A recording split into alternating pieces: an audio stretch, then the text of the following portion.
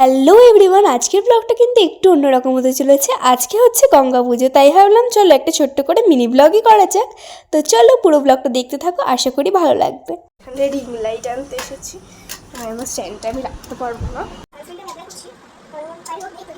এখানে যে আমি ক্যামেরা অন করে কি বক বক করছিলাম আমি নিজেও জানি না। তো চলো এইসব বাদ দাও, একবার ফাইনাল লুকে দেখা হচ্ছে।